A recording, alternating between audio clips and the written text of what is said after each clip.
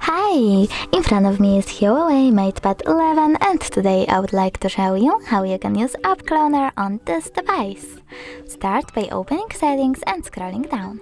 Now choose Apps and Services over here and go into App Twin. Over here, click on the switcher next to one of your available apps that you wish to clone. In my case, it's only Snapchat, so I have to click on the switcher next to it and wait.